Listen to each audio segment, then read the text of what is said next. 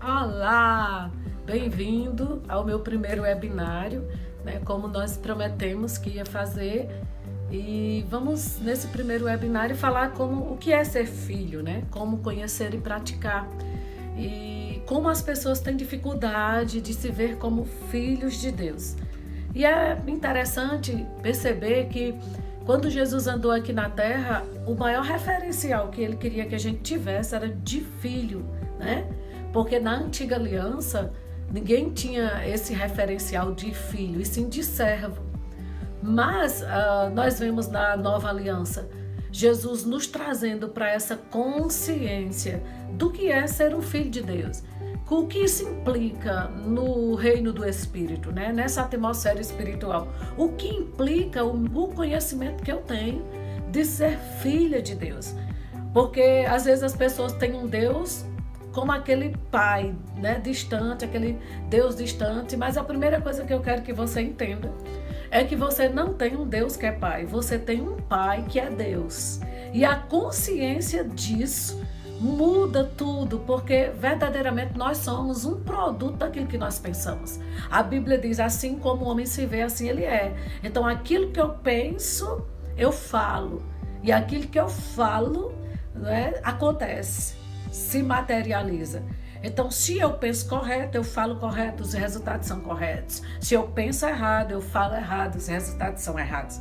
Mas como Jesus ensinava muito com exemplos, sempre trazendo uma realidade natural para explicar algo espiritual, eu quero trazer para você nesse primeiro momento, trazer você para pensar um pouco comigo a respeito disso. Pense, eu não sei aonde você mora, né? Como funciona essa questão de autoridades, mas de governo. Mas a Bíblia diz que Cristo nos resgatou do império das trevas e nos trouxe para o reino do Filho do seu amor. Essa palavra reino significa governo, poder, significa uma influência, né, espiritual sobre as nossas vidas. Então, o que a Bíblia está querendo dizer? Que Cristo nos resgatou de um tipo de governo, de uma influência, e nos trouxe para debaixo de um tipo de governo. Então, reino não é um local geográfico, é uma influência espiritual sobre a nossa vida, que hoje é Deus. E quem é Ele? O nosso Pai. Então, essa consciência que eu quero que você traga para você. Agora, vamos pensar no natural, né? Eu moro no estado de Alagoas. Lá tem um governador. Só que eu fico pensando, como será que se comportam os filhos deste governador, desta autoridade? Os filhos deste homem, que esse homem está numa posição de autoridade e tem filhos biológicos, vamos dizer assim. Como se comportam esses meninos? Será que esses meninos, ou esse adolescente, ou esse jovem, ou esse adulto, ele sai de casa sem consciência de quem é o pai dele? Né? Será que ele anda por esse estado, por esse país, sem consciência de quem é o pai? Porque eu vou te dizer uma coisa, esses filhos dessas autoridades, de presidente da república, né, do governador do estado, de prefeito, eles saem de casa prontos para serem favorecidos, não porque eles são, mas pelo pai que eles têm. Eles sabem que o que vai acontecer, as portas que serão abertas, né, a forma como eles vão ser tratados, não é por causa deles, é por causa do pai que eles têm. Então é isso que eu quero que você tenha essa consciência, porque você pode não ter um pai biológico aqui na Terra influente, mas sabe, o reino do Espírito é mais real do que esse. Mas você tem uma influência sobre você, você tem um Pai Celestial, e era isso que Jesus dizia: ei, vocês sabem dar boas dádivas ao vosso filho, quanto mais o vosso Pai Celestial.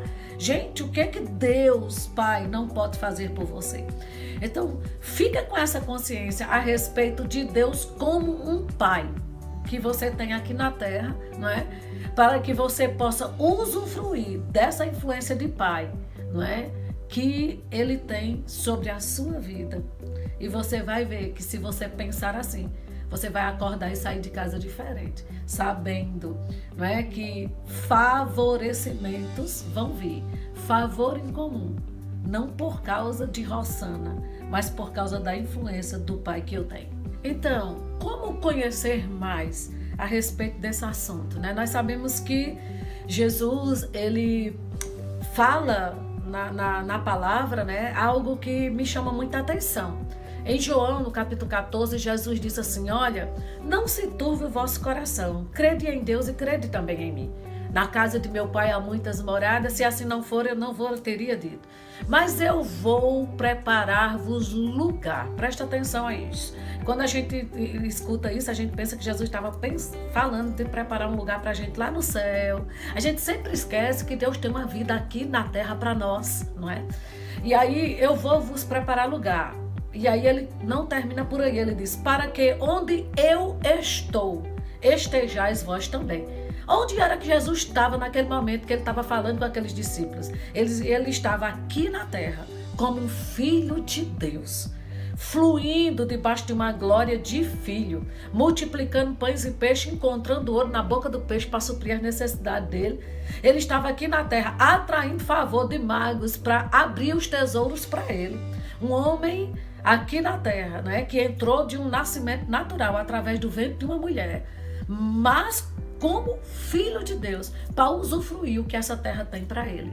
E aí Jesus disse: para que onde eu estou, estejais vós também. Então ele estava aqui na terra naquele momento, numa qualidade de filho, e ele estava querendo dizer: tudo que eu vim fazer, o plano de Deus para vocês, gente, é exatamente isso. É para que vocês tenham a mesma posição de filho que eu tenho. E lá em João 17, ele faz uma oração maravilhosa que ele diz assim: que o Pai não ama mais a ele do que a nós. Que o Pai não ama mais a ele, tem um amor diferenciado por ele, mais do que a nós. Gente, você pode imaginar isso. Você precisa conhecer essas verdades. Que Deus, do mesmo jeito que ama a Jesus, ama a nós. Jesus é o primogênito, é o filho mais velho. Nós somos aqueles que viemos depois. Por quê? Porque ele fez questão de providenciar esse lugar para nós, um lugar de filho aqui na terra. Se Jesus tinha o favor de Deus aqui na terra, você tem também. E aí, uma coisa muito interessante é que às vezes eu vejo pessoas passando uma vida inteira dizendo: eu não quero ser como fulano. Mas presta atenção a isso. Jesus deixou claro que nós poderíamos ter um referencial aqui na terra. Ele disse: para que onde eu estou. Ele estava se colocando como um referencial. O seu referencial não tem que ser quem você não quer ser. Você não precisa se esforçar a sua vida inteira para não ser aquilo que você não quer ser. Você tem que se esforçar para ser aquilo que alguém já alcançou e que você pode chegar até lá. Era isso que Jesus estava dizendo: aonde eu estou, olha para mim, eu sou um referencial de filho de Deus. Eu tenho uma unção sobre a minha vida, eu tenho a graça de Deus sobre a minha vida, eu tenho multiplicação nas minhas mãos quando o pouco não é suficiente. Eu tenho, né, vida para proclamar para aquilo que está morto. Eu tenho cura para quem está doente. Então era isso que ele estava querendo dizer: eu sou um referencial. Então a primeira coisa que eu quero que você renove a sua mente, né, nesse sentido. Para de querer trabalhar para ser aquilo que você não quer ser. Comece a partir de agora a trabalhar aquilo que você quer ser, aonde você quer chegar. Né? Tem um referencial para você. Jesus é um referencial, mas tem homens aqui na terra também que já chegou em lugares que você precisa chegar. Tenha eles como referencial para a sua vida. Amém? Então vamos avançar, gente, nisso, porque nós vamos sempre reproduzir aquilo que imaginamos. Né? Imagina. Né? Eu gosto muito de uma história que eu ouvi de um grande homem de Deus, que para mim é um referencial, inclusive, Pastor Janduí, da Igreja Verbo da Vida de São Paulo, Pinheiros. Pastor Janduí disse que foi criado com um único calção e que quando ia lavar tinha que ficar nu, pelado dentro de casa. E ele disse que a mãe dele colocou uma foto de um homem muito bem vestido, de terno, um sapato impecável, um cabelo impecável, uma roupa impecável na parede, colou, tirou de uma revista e dizia para ele, quando ia lavar aquele calção, que ele ficava nu dentro de casa: meu filho, você não é esse, você é esse aqui. Sabe, gente, nós precisamos ter uma visão, uma referencial. Nós precisamos ter algo diante de nós para alcançar. E ela disse que ele sempre diz isso, né, nas ministrações dele, que a mãe dele sempre dizia, você não é esse, você é esse aqui. Então deixa eu te dizer, tire os olhos de quem você é hoje e coloque naquilo que Jesus já providenciou para que você chegue. Você precisa chegar nesse lugar, porque, meu querido, o preço foi muito alto para criar este caminho. Entenda, Jesus disse, eu sou o caminho. Existe um caminho nas Escrituras para você chegar a essa fonte inesgotável. Pai, né? Deus como um grande Pai das nossas vidas, né? Para que possa nos suprir, para que verdadeiramente nós usufruamos aqui nessa terra de tudo aquilo que Ele tem para nós. E aí, deixa eu só dar mais um exemplo para você. Eu tenho alguém na minha casa que me serve, né? Essa pessoa me serve, recebe um salário, né? Um pagamento para aquilo que ela faz para mim. Ela é uma serva, não é uma filha. Mas eu tenho filhos. Só que essa pessoa que me serve para ganhar um salário, ela não tem a liberdade na minha casa que os meus filhos têm. Ela não pode pular na minha cama. Ela não pode abrir meu guarda-roupa para usar o que é meu.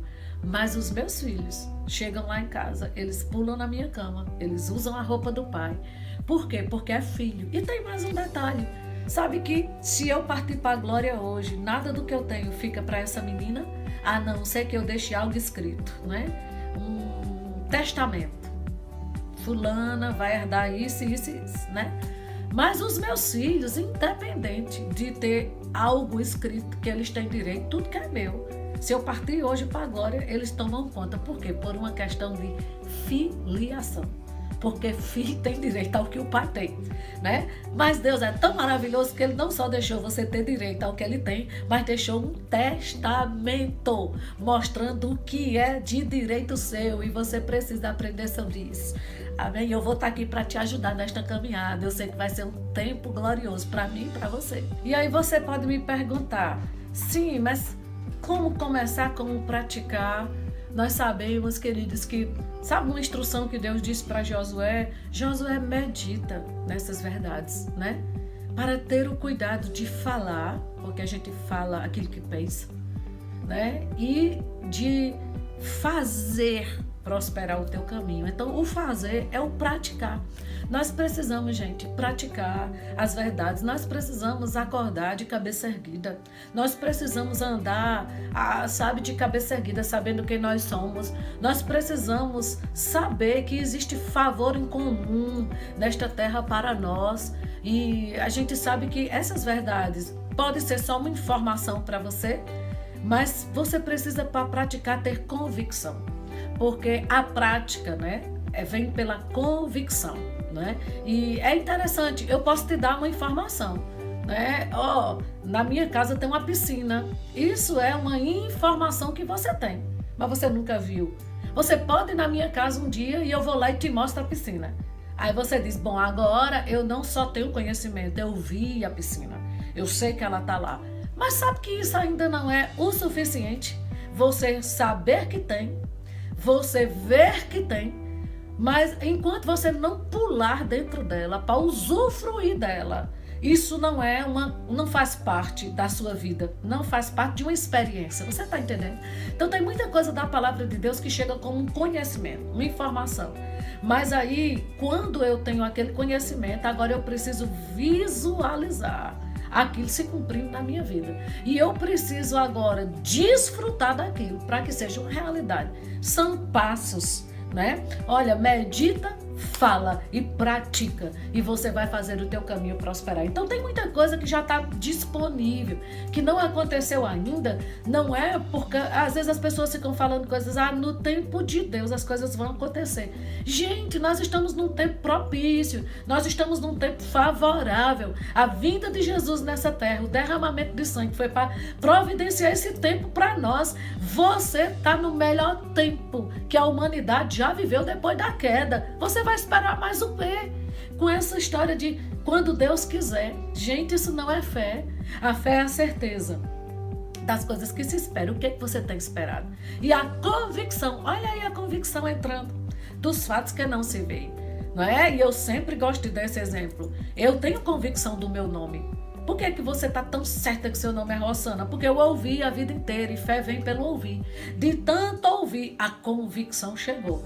Então, sabe quais são as áreas na sua vida que você ainda não está convicto para viver, para tomar posse, para receber, para pegar, para agarrar naquelas áreas onde você não ouviu ainda o suficiente? Mas eu vou te ajudar esse tempo, esses dias, a você ouvir o que você precisa para dar um destravar na tua mente. Eu vou te ajudar a dilatar a tua mente, a renovar essa mente com as informações que Deus tem ao teu respeito, que isso já é uma realidade para você hoje, né?